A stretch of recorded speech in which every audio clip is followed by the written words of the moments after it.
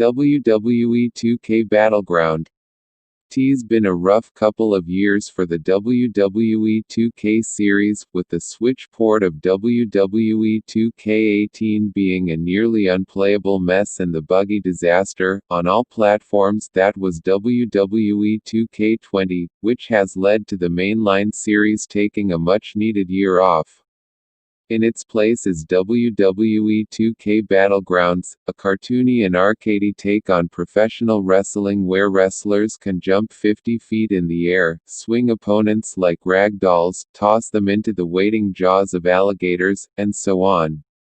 On paper, that sounds like an exciting departure from the simulation-focused main series in favor of something more akin to 2011's underappreciated WWE All-Stars, but there's virtually nothing beyond the flashy animations.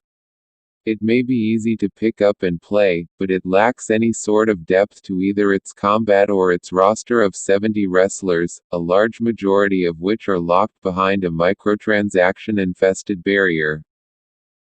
The one thing that WWE Battlegrounds has going for it is that unlike many other wrestling games, it's immediately intuitive. You don't have to worry about chain wrestling, timing-based pin minigames, cat-and-mouse submission minigames, how to set up and climb ladders in ladder matches, how to place your opponent on a table in a table match, etc. To tell someone how to play, all you need to do is show them a controller and say, here's your punch button, here's your kick button, this is how you throw, this is how you block, remember to press the button on screen when you get grabbed to do a reversal, and if someone tries to pin or submit you, just mash these buttons. Done. The move list for every character is extraordinarily short. This puts Battlegrounds in a unique position of being by far the most approachable wrestling game for complete newcomers in years, but it also comes with a pretty substantial sacrifice. Namely, any semblance of depth or complexity to its combat. The move list for every character is extraordinarily thin for a wrestling game, even an arcadey one, with each wrestler only having a small handful of basic combos and throws. Worse still, these moves are copied and pasted onto virtually every wrestler that falls within the same class of either powerhouse, brawler, all-rounder, technician, or high flyer. Shinsuke Nakamura has almost the exact same moves as The Miz, Charlotte Flair has almost the exact same moveset as Stephanie McMahon, and Triple H has almost the exact same moves as Andre the Giant. There are some slight differences, with a few select characters having one or two moves that are unique to only them, and every character has their own signature and finishing move. But aside from that, these characters play exactly the same. There are, at the very least, a few meaningful differences between each of the 5 classes. Powerhouses are slow, but have attacks that can power through their opponent's strikes. Brawlers can create weapons like steel chairs and motorcycles out of thin air and have extra power on their strikes. Technicians have extremely powerful throws and can even cause limb damage, which will cause opponents to stagger around briefly. High flyers can jump off the ropes, use running throws, and get to the top rope faster than other classes, and all-arounders can do a little bit of everything.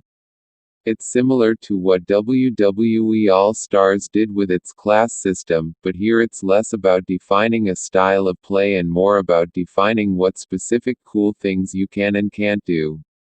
That said, my biggest gripe with the gameplay of Battlegrounds, aside from the poor hit detection, is the reversal system. It simply gives you way too much time to reverse throws and attempts to balance that by having throws cost a portion of your heat meter, which is what's used to execute your signature and finishing moves.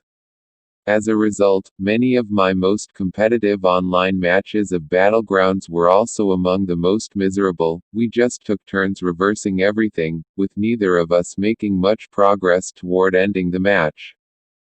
It's just one flub after another. And finally, as much as I love Mauro Ranallo and Jerry Lawler, their commentary is brutal to listen to. Not because of their performances, they actually do a great job in bringing their on-camera energy to the voiceover, but because their calls are so frequently off the mark. Whether it's calling out the wrong moves, constantly reacting to something super late, repeating dialogue, or overreacting to a normal move, it's just one flub after another. The verdict: going in the direction of a simple, easy to pick up and play pro wrestling game was absolutely the right move as an alternative to the simulation-heavy mainline WWE 2K games, but WWE 2K Battlegrounds botches what should have been a sure thing. Its gameplay is too shallow, its microtransactions are incredibly obtrusive, its cartoony art style lacks charm, its hit detection is constantly wonky, the list goes on and on.